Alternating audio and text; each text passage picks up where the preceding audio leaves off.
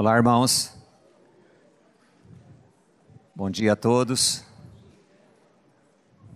Poderíamos dizer uma coisa nova hoje. Como é que vocês estão?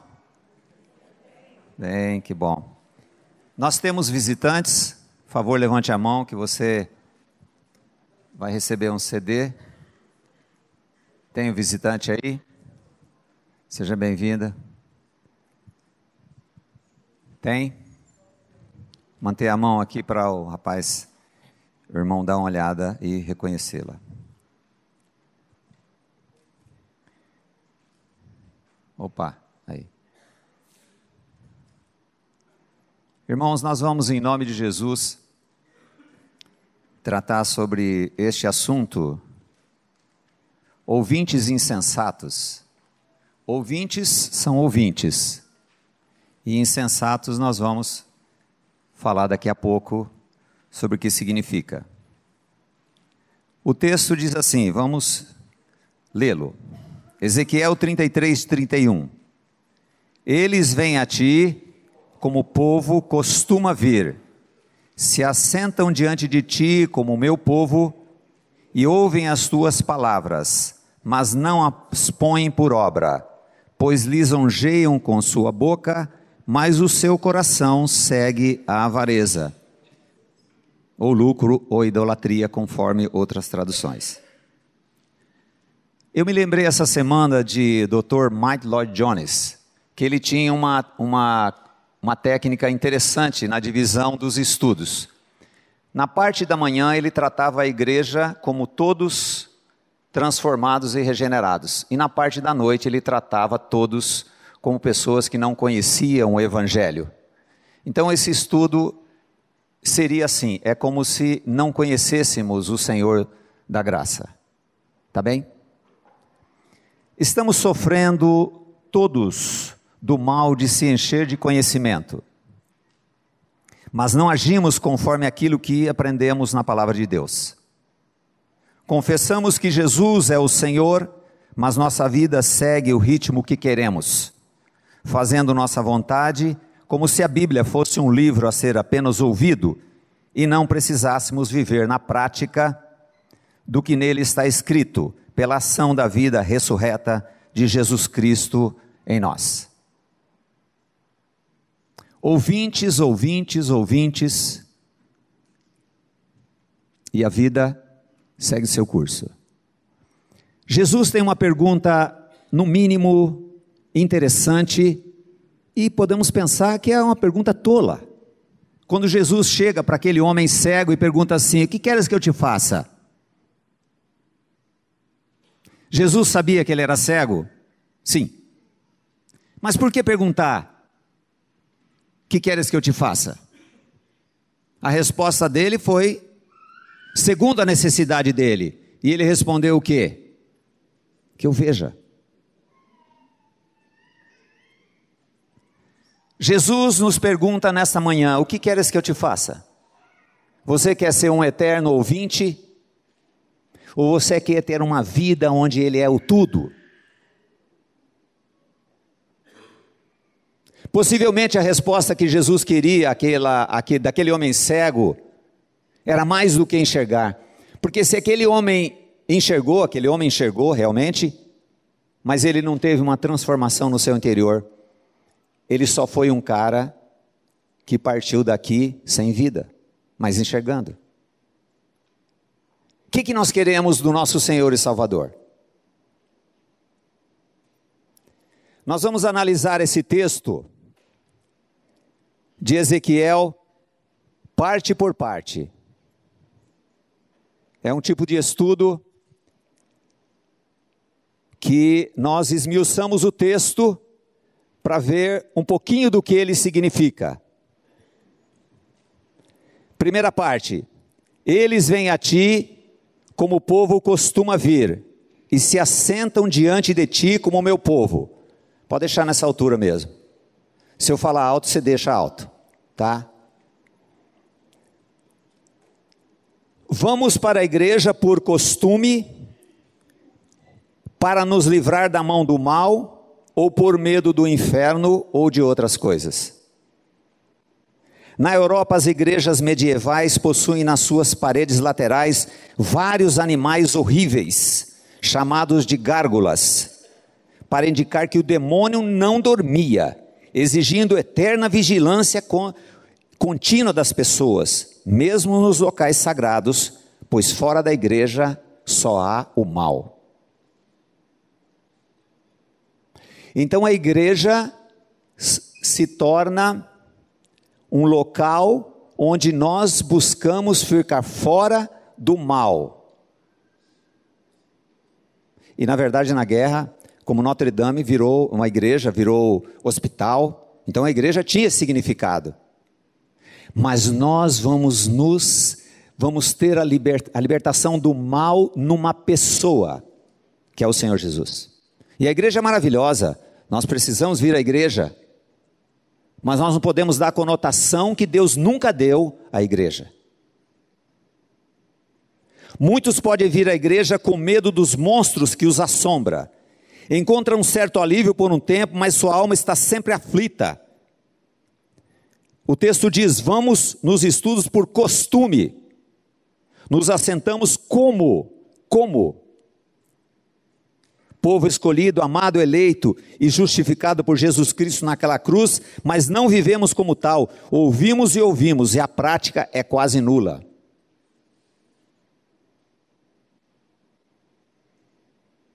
Nós temos um termo para aquele que gosta de esporte, fala assim, sangue no olho. Sangue no olho é uma vontade de viver para a glória de Deus. Mas isso só pode acontecer quando nós temos uma vida que é Ele em nós. Na continuidade o texto diz assim: e ouvem as tuas palavras, mas não as põem por obra. Temos ouvido muitas mensagens sobre não guardar mágoa, mas tem muita gente magoada que carrega um fardo pesado. Ouvimos sobre não ter inveja, não ser gananciosos, mas muitos frequentam as igrejas que prometem prosperidade e ficam lá por ganância, até que um dia descobrem que estão sendo usados, explorados pelos mercenários da fé, cada um enganado pelos seus próprios desejos. E Jesus pergunta: o que queres que eu te faça? Vai atrás de uma prosperidade. E não estou dizendo que pessoas não vêm aqui a esta igreja atrás de prosperidade. Eu conheci um gerente que diz assim: não, eu vou lá na igreja porque lá eu sei que tem gente que tem dinheiro, então é a maneira de eu fazer meu comercial. Que prosperidade nós queremos? O que nós estamos buscando? E é por isso que se tirarmos uma foto hoje desta igreja, e tirarmos uma foto daqui 6 meses, daqui 1 ano, daqui 10 anos, fala assim: olha, cadê a pessoa? Ele não achou o que ele queria.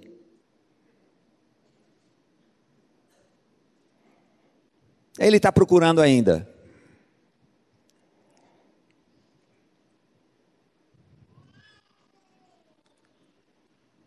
Ouvem sobre a verdade que é Cristo, mas são mentirosos.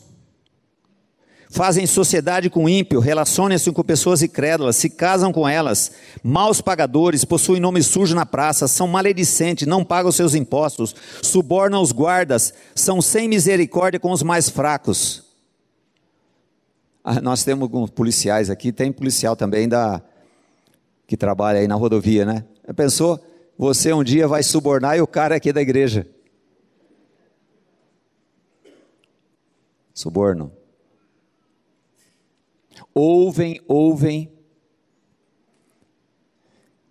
Um dia um destes estava garganteando num grupo, falando assim: eu já carrego umas coisas lá atrás no meu porta-mala, que quando o guarda me para, eu já chamo ele lá no fundo e já dou um presente. Suborno. E o que a palavra fala sobre suborno? Que Deus abomina.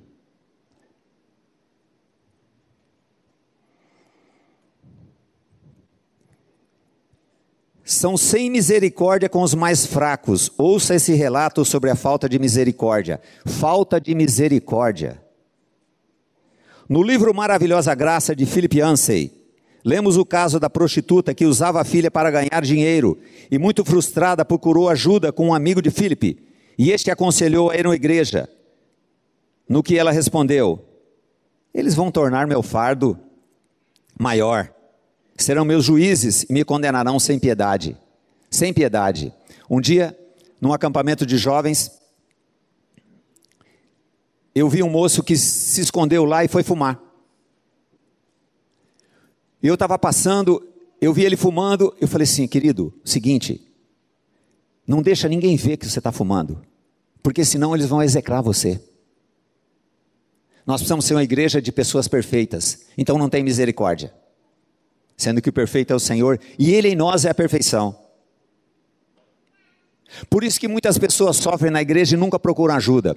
Eu tenho falado assim, conforme o caso, falou assim: você precisa de ajuda. Ela fala assim: ah, é. Passam meses, anos, e ela fala assim: e aí, então não deu, sabe. Porque tem medo do julgamento, tem medo do sem misericórdia.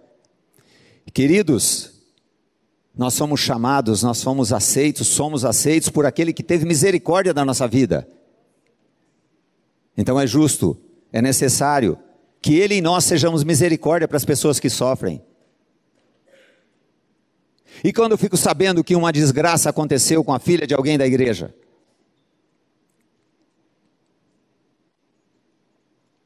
e eles vão tornar meu fardo maior, serão meus juízes e me condenarão.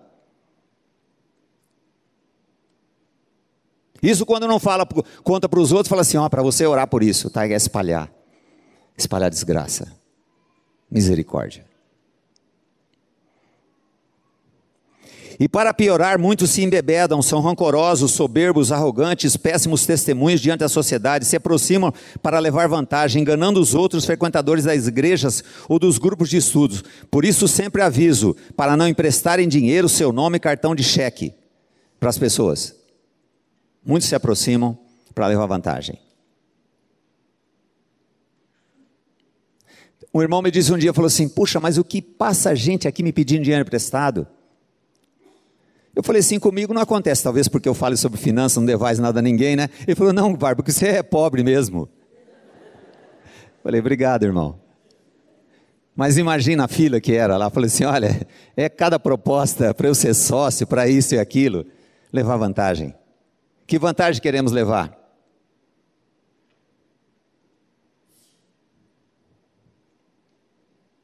Estamos há 42 anos criando peças em couro e negociando. Levei 3 prejuízos, 2 foram com supostos irmãos.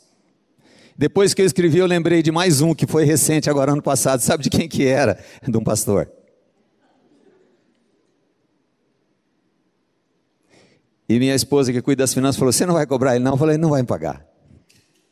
E eu quero dizer para você que hoje é um dia de libertação.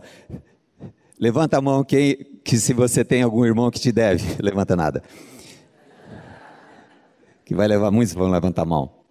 Eu quero dizer para você que ele não vai te pagar. Ele vai aparecer com um carro novo. Ele vai dizer que foi para Disney. Ele vai dizer que um monte de coisa, mas ele não vai te pagar. E o diabo vai falar assim: tá vendo? Ele viaja e não te paga. Ele não vai te pagar, perdoa. Perdoa e esquece. E abençoa ele, para ele ter uma vida nova.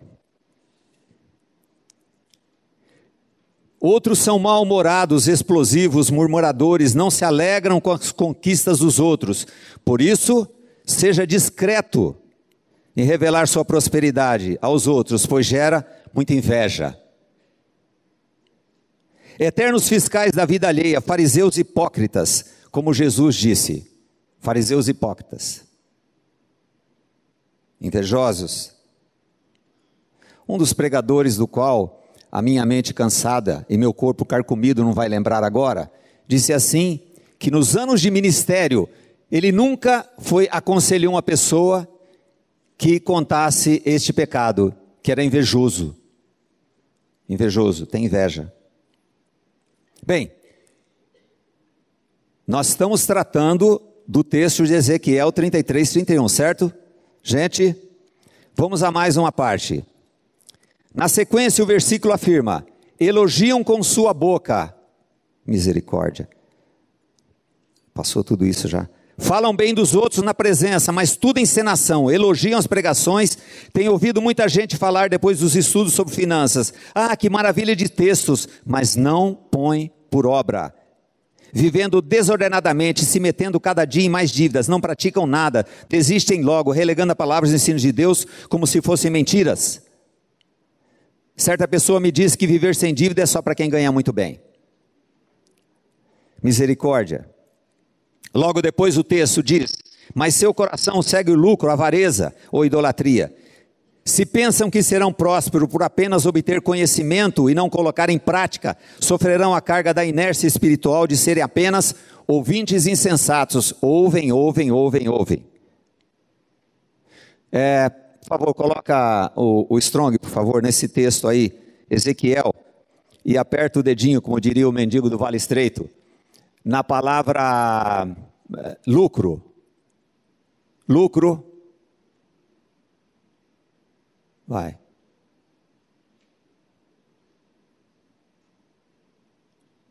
Lucro. Lucro, ganho injusto, ganho lucro adquirido por meio de violência. Lucro.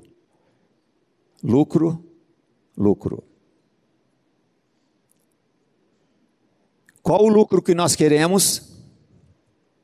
O Pai tem uma coisa: vida. Aperta agora. Ops. Volta. Aperta em coração. Pois. Coração.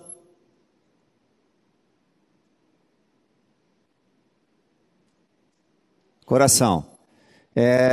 Mente, coração, inteligência faz parte. Coração, alma, coração do homem, mente, conhecimento, reflexão, memória, inclinação, resolução, vontade, coração.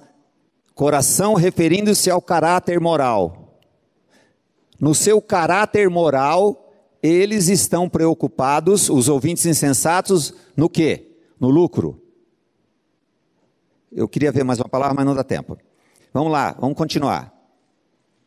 Por isso o profeta Ezequiel afirma no versículo 32, a continuidade: eis que tu és para eles como uma canção de amores, que tem voz suave, que tem tange bem, porque ouvem as suas palavras, mas não as põem por obra. A palavra santa do Pai é como um coração, é como uma canção agradável. Ao se cansarem de uma canção, procuram outros doutores. Watmanilo, o livro Obreiro Cristão Normal, ele diz assim: porque as pessoas revezam tanto de igreja, porque eles não estão interessados na verdade. Então, quando acontece alguma coisa que elas não gostam, como uma mensagem como esta, elas pensam em ir para outro lugar.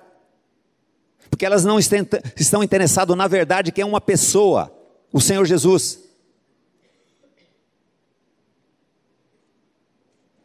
Procuram doutores conforme os seus próprios desejos. 2 Timóteo 4,3 diz assim, eu vou ler direto: porque virá o tempo em que não suportarão a sã doutrina, mas tendo comichão nos ouvidos, amontarão para si doutores, conforme as suas próprias concupiscências. Eu vou procurar pessoas que falam conforme aquilo que eu quero ouvir. Por isso que as igrejas neopentecostais estão cheias de pessoas. Porque a self-service, eu falo o que as pessoas querem ouvir. Até o dia que, como eu disse antes, vão descobrir que são enganados pelos mercenários da fé, mas cada um é engodado conforme a sua própria concupiscência. Procuram e encontram. Ouvem e nada praticam, só o conhecimento basta, e a vida nunca desfruta de prosperidade e descanso. Moody diz assim: as escrituras foram dadas não para aumentar nosso conhecimento, mas para mudar nossas vidas. Não para aumentar o conhecimento, mas mudar nossas vidas. E as boas obras próprias dos regenerados inexistem. Ainda sobreviver como apenas discurso e longe de desfrutar os relacionamentos com o Senhor que nos ama. Observe o texto de 2 Timóteo 3,7, onde está escrito: aprendem sempre e nunca chegam ao conhecimento da verdade. Gostam de aprender, mas não praticam nada ou quase nada. Será a Bíblia um livro de poesias, de contos, de decoreba? Ou é o manual de fabricante, como bem descreveu Harold Hill,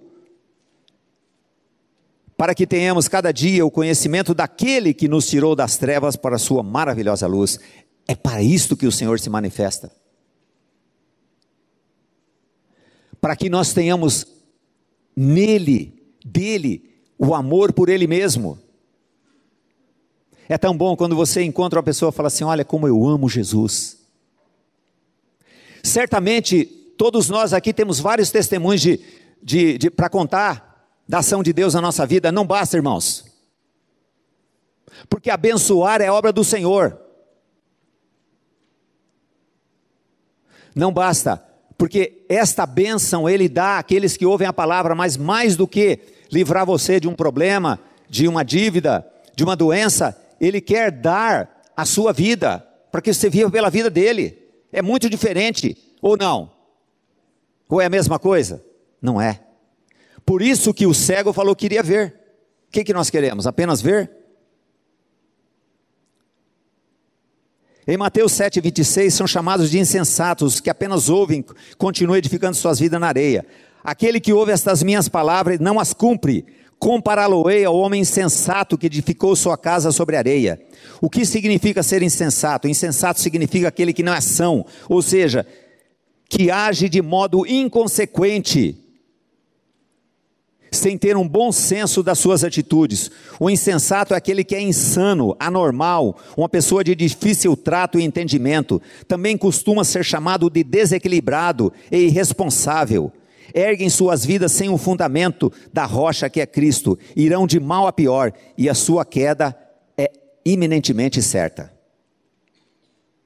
Falando ainda sobre ouvir e não praticar, vamos ver como fica o texto escrito em 1 Coríntios 15:57, mas graças a Deus que nos dá a vitória por nosso Senhor Jesus Cristo, mas não há vitória. Não há vitória para aquele em que a boca é mar de murmuração, levam consigo um Deus derrotado, incapaz de acrescentar descanso nas tribulações, eternos agentes de sacar seus direitos como vítimas, buscando sempre tornar seus traumas maiores que os outros. Queridos, uma coisa que muda a nossa vida é o dia que nós temos a revelação. Instrução é uma parte, revelação é necessário.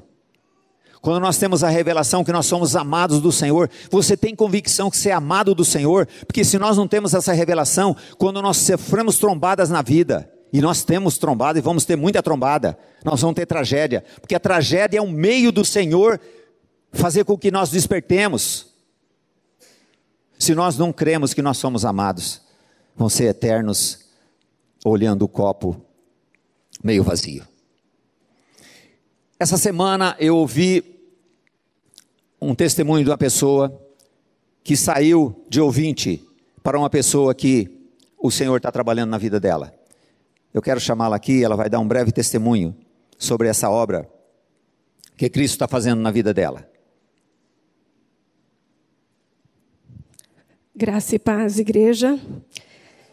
Espero que eu possa edificar a vida de vocês, assim como Deus tem feito na minha. Há um ano atrás, mais ou menos, exatamente um ano, eu passava por uma dificuldade financeira muito grande. E aí, procurei o Barba e a Ana para falar e para pedir ajuda. E aí, nós começamos a conversar, e aí contando um pouco da minha história. E aí, no meio da conversa, eu descobri que o meu problema não era financeiro. Eu descobri que eu não sabia que eu tinha esse pai e que esse Deus era o Deus que me fazia filha. Eu não sabia, de verdade, por mais que eu ouvisse isso muito aqui na igreja, eu não sabia que esse Deus era o Deus que realmente fazia tudo por mim. E por causa disso, a minha vida ficou muito tempo estagnada. E por causa disso eu não conseguia avançar em muitas situações, porque eu não me sentia filha de fato. E aí, nessa conversa com eles, eu consegui assim, e foi tão sutil, e até quero contar assim muito brevemente, que quando eu tinha 6 anos, eu estava no primeiro ano e meu pai disse assim: se você passar para o segundo ano, eu vou te dar um relógio. E eu passei para o segundo, para o terceiro, fiz faculdade, e até hoje eu não ganhei o relógio. Então isso me fez ver que Deus é esse que é pai. Então, assim, olha o engano que nós temos e olha o que esse engano faz com a nossa vida, quanto sofrimento, quanto peso, quanta carga desnecessária por não saber e não tomar posse dessa paternidade. Então, o dia que nós conversamos foi, assim, uma libertação. E a partir deste dia, que foi há 1 ano atrás, exatamente, em julho do ano passado, eu comecei a me sentir filha e a agir como filha.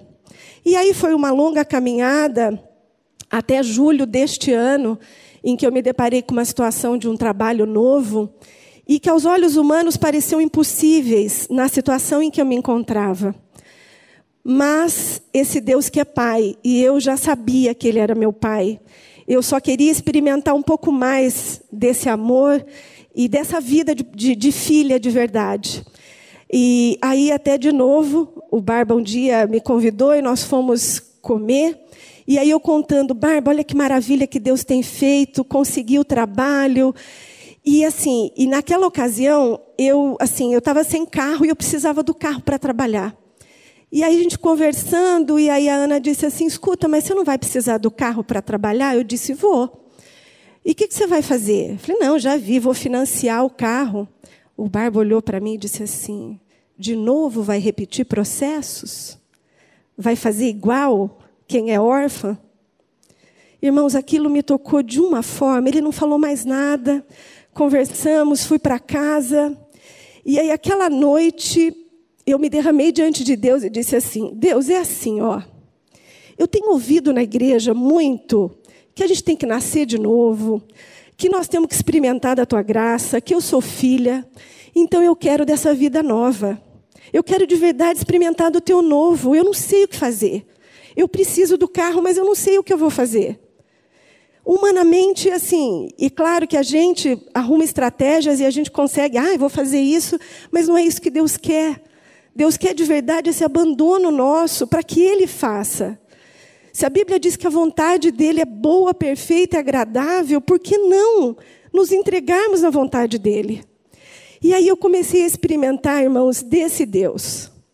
E olha, assim, o testemunho é longo para contar para vocês tamanhas graças que o Senhor tem feito a partir de então.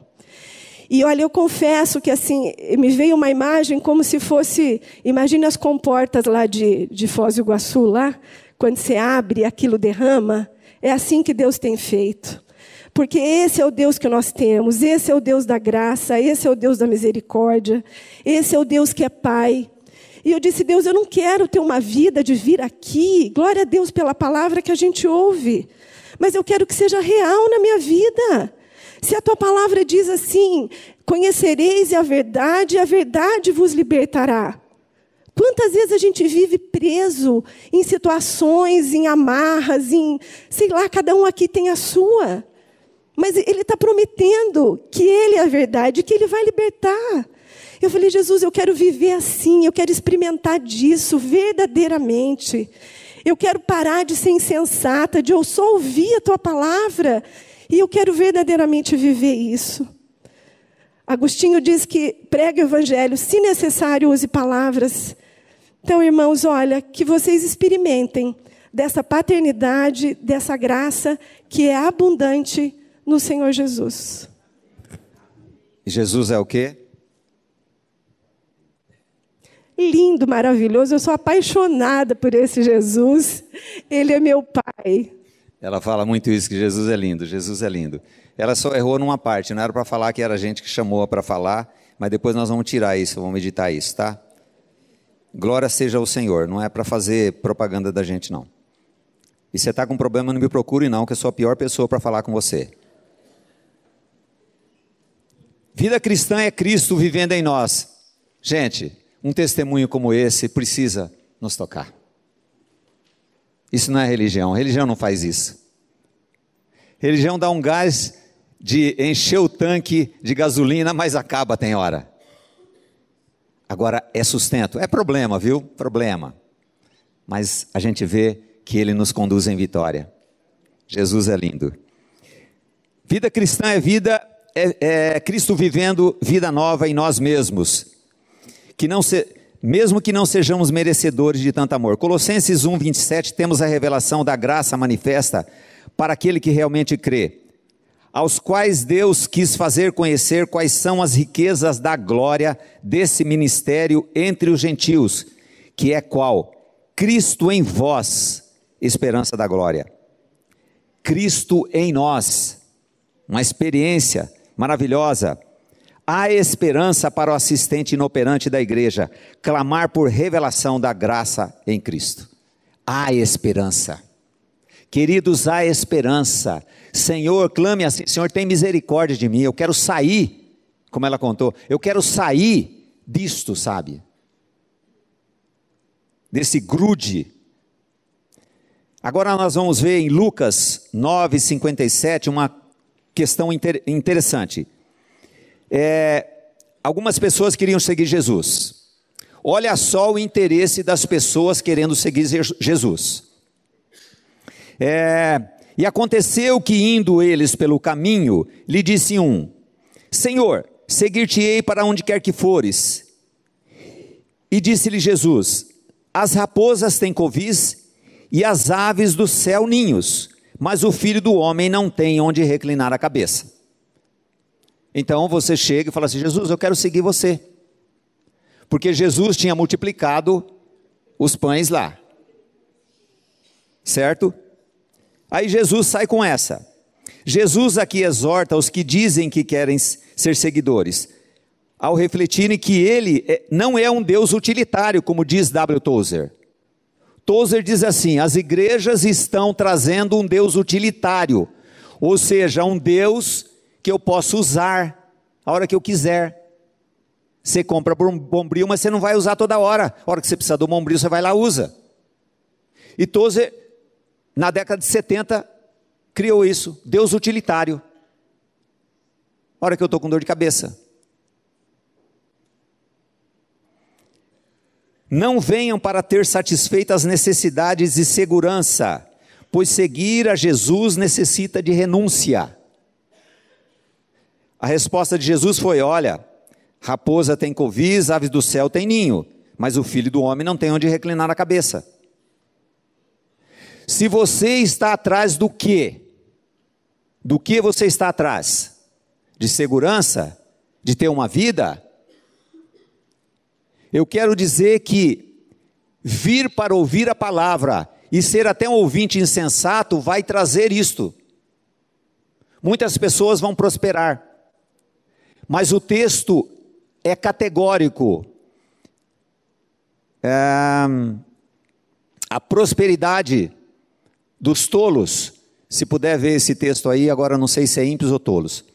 A prosperidade dos tolos os destruirá.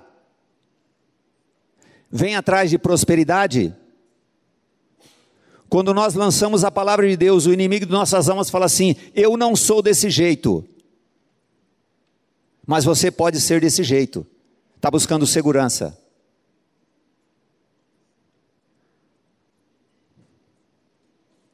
E o Senhor falou assim: olha, se é isso que você está procurando, eu quero dizer que eu não sou a pessoa certa para isto. A despeito que eu tenho tudo, eu sou dono da prata e do ouro, mas eu não sou Deus utilitário. Eu não estou aqui para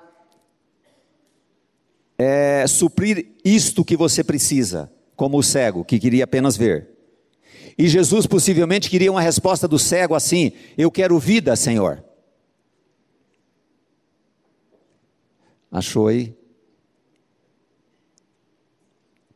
Na sequência o texto diz assim: e disse ao outro: segue-me. Mas ele respondeu: Senhor, deixa primeiro eu enterrar meu pai. O primeiro queria seguir. Jesus falou assim: ó, vem, segue-me. Disse assim: olha, eu preciso enterrar meu pai. Segundo alguns historiadores, os filhos que ficassem em casa até a morte do pai tinham maior direito à herança.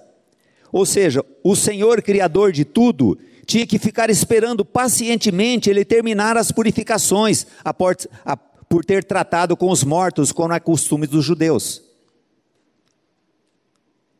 Certo? Segue-me. Ele falou assim: primeiro deixa eu fazer isto. Segue-me. Primeiro deixa eu fazer isto. primeiro deixa eu terminar meu curso, primeiro deixa eu casar, primeiro deixa eu ter filhos, primeiro deixa eu acertar minha situação financeira, Então, o Senhor da glória tinha que fazer o quê? Fica esperando. Quem é servo é quem espera.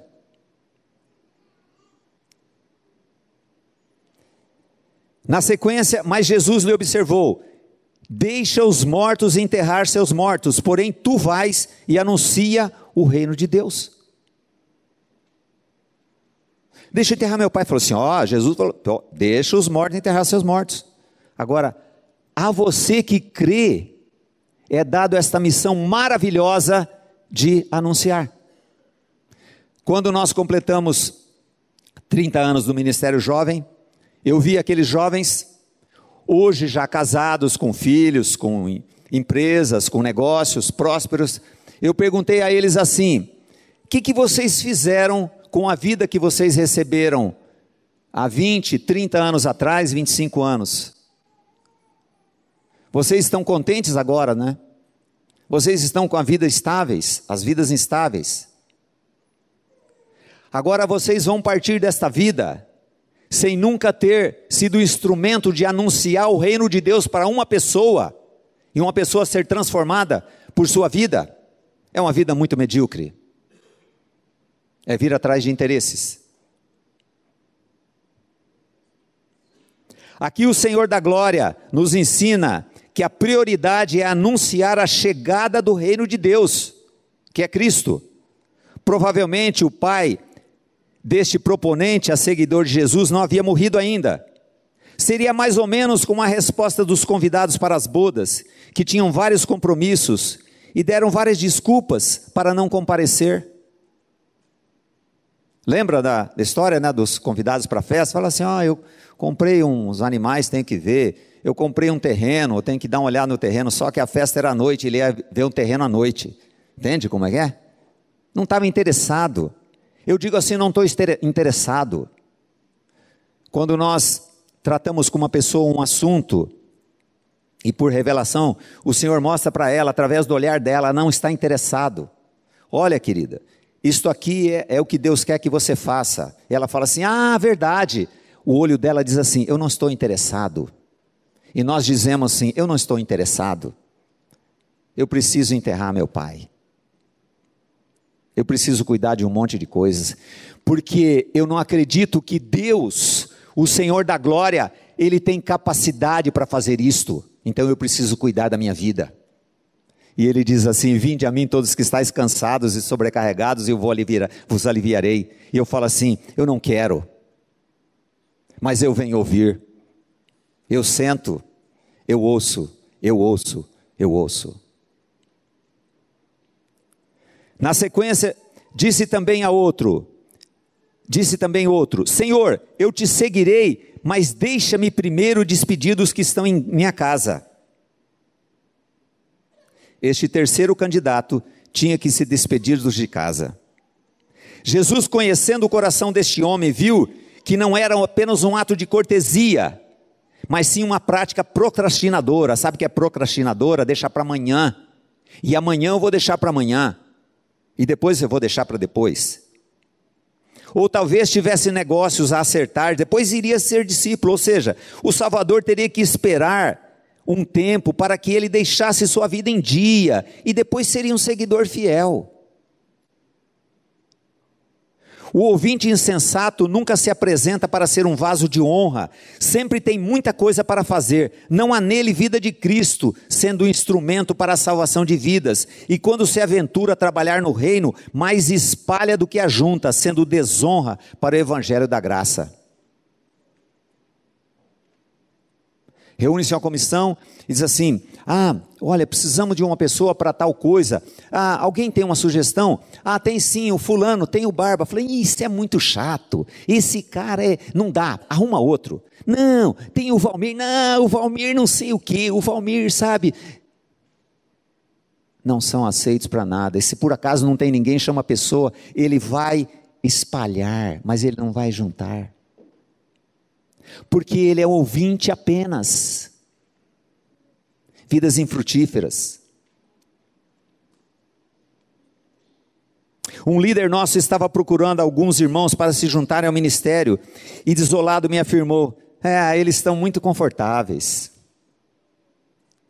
são prósperos, agora não possuem tempo para o reino, eles já estão com a vida certa.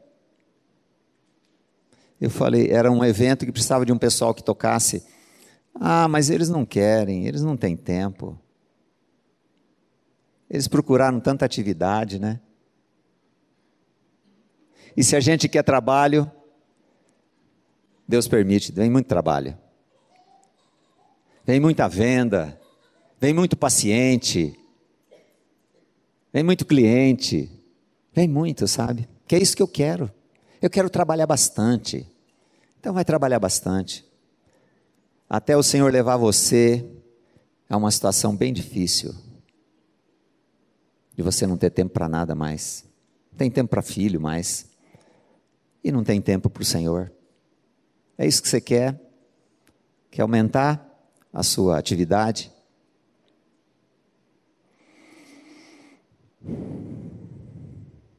Observe Deuteronômio 32:15 que diz: e engordando-se Jesurum, que significa amado, reto, deu coices, engordaste-te, engrossaste-te, e de gordura te cobriste, e deixou a Deus que o fez, e desprezou a rocha da sua salvação. Que texto duro. Aqui o Senhor está falando de Israel. Buscam por interesse e depois desprezam a rocha da nossa salvação. Ele diz assim: meu amado, você engordou muito. Você engordou, você ficou forte, você se cobriu de gordura. Você ficou tão arrogante, você se sentiu tão bem, e você fala, foi Deus que fez isto. Você fica tão forte que você começa a dar coice. Você começa a menosprezar, com a boca falando que foi Deus, mas por dentro você falando assim, olha, que bênção, eu sou demais. Se fosse até dar coices, ainda ia tudo bem. Só que diz assim, e desprezou a rocha da sua salvação, desprezou a Cristo. Misericórdia. Qual o interesse que nós temos?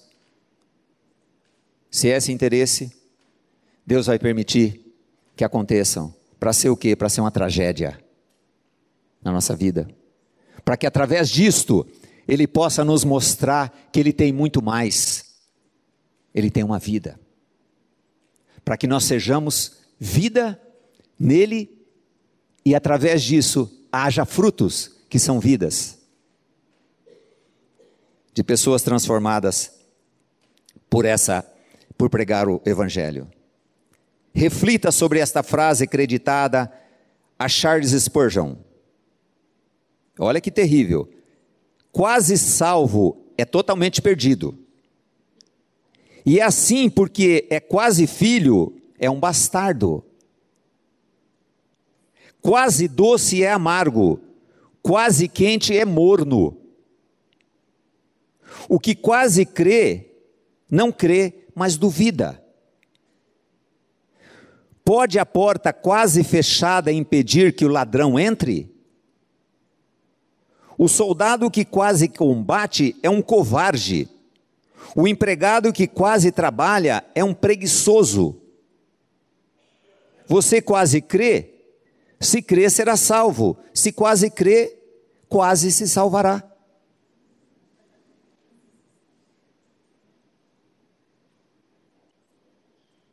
O resumo de tudo isto é: ouvem e não têm vida, estão alheios à vida de Deus, desprezando a vida de Cristo, desprezando o chamado para ir a Ele, para ter vida e vida genuína.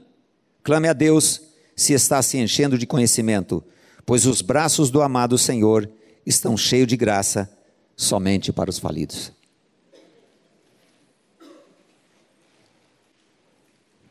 Meu querido, é melhor as feridas do que ama do que os beijos enganosos.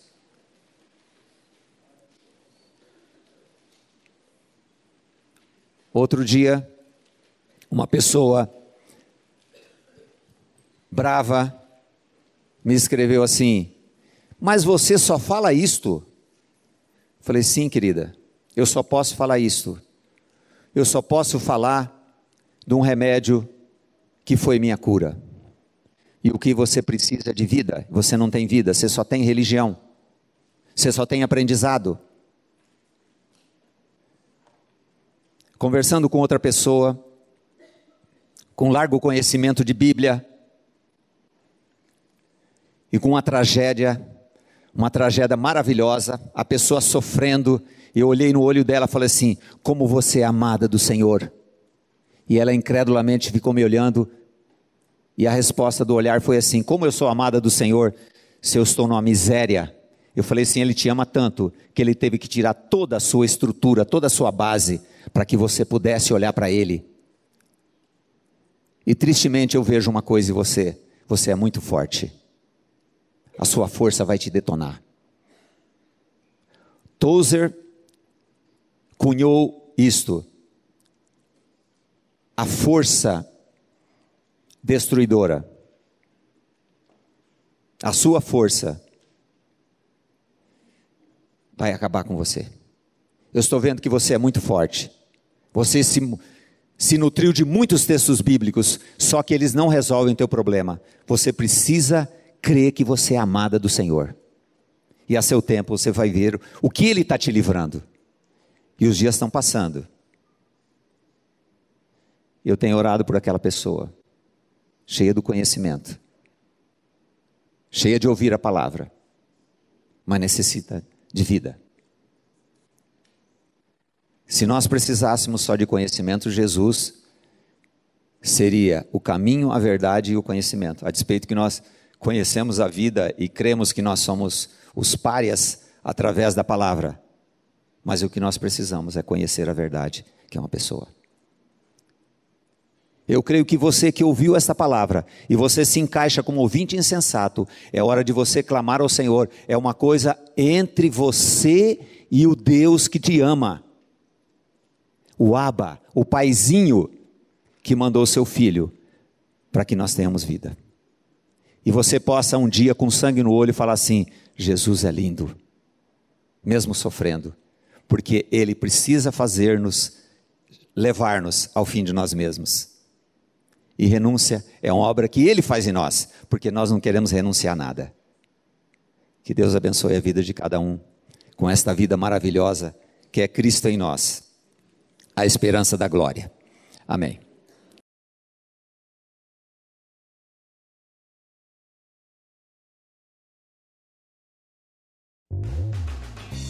A Livraria PIB Londrina procura selecionar cuidadosamente seus títulos e autores a fim de oferecer um conteúdo alinhado com o Evangelho de Jesus Cristo. Bíblias, livros de teologia, devocionais, literatura infantil, biografias, comentários bíblicos e muito mais. Dispomos também de um acervo de CDs e DVDs das mais de 5.000 mensagens ministradas na Primeira Igreja Batista em Londrina. Visite a Livraria PIB Londrina e conheça ainda mais. Livraria PIB Londrina, de segunda a sexta, das 13h30 às 18 horas. Endereço na Avenida Paraná, 76A, próximo ao Calçadão, bem no centro de Londrina.